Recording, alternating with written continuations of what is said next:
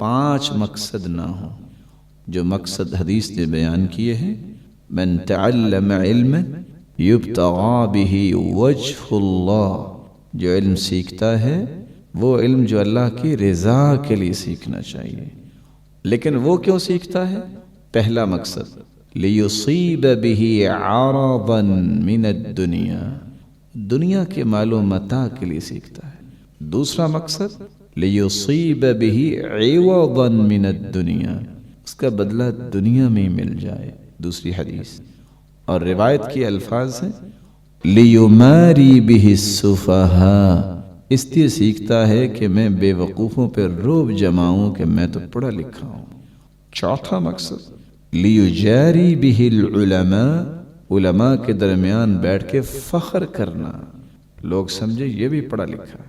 پانچواں مقصد لیصرف به وجوہ الناس الی، لوگوں کو اپنی طرف متوجہ کرنے کے لیے پڑھتا ہے کہ لوگ میری طرف دیکھیں. آگے ان ساری روایتوں کے آخر میں لفظ کیا ہے؟ فَإِلَى النَّارِ، یہ سیدھا جہنم میں جا رہا ہے. اس لیے علم سیکھتے وقت یہ 5 مقاصد نہیں بلکہ 2 مقصد ہونے چاہیے. وہ کیا ہے؟ سب سے پہلا مقصد میرا رب راضی ہو جائے. دوسرا مقصد میں کل قیامت کو اللہ کے پیارے پیغمبر کی صف میں کھڑا ہوں. اور تیسرا مقصد بھی بیان کیا ہے کرنے والوں نے کہ جہالت مجھ سے دور ہو جائے، میری زندگی علم کی روشنی میں آ جائے، میں بے سمجھی اور بے ادبی سے بد تہذیبی سے دور ہو جاؤں، میرے اندر تہذیب آ جائے، چنیدہ لوگوں کی صف میں آ جاؤں. اللہ ذوالجلال ایسا نفع مند علم ہر ایک کو نصیب فرمائے. دوسری فضیلت، اہل علم ہی تو انبیاء کے سچے وارث ہیں.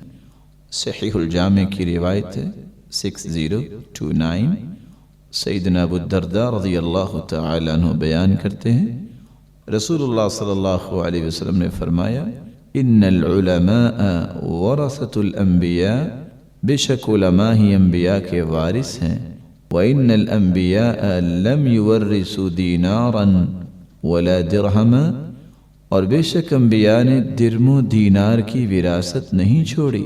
انما ورثوا العلم، انہوں نے وراثت میں علم کو چھوڑا ہے.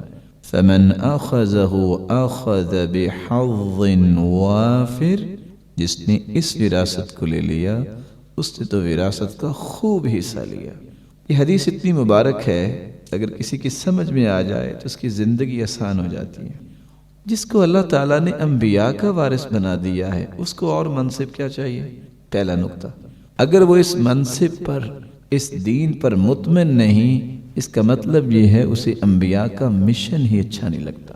سبسکرائب کیجئے ہمارے چینل اور دبائیے بیل کا آئیکن تاکہ آپ کو ریگولر نوٹیفیکیشن اپڈیٹس مل سکے.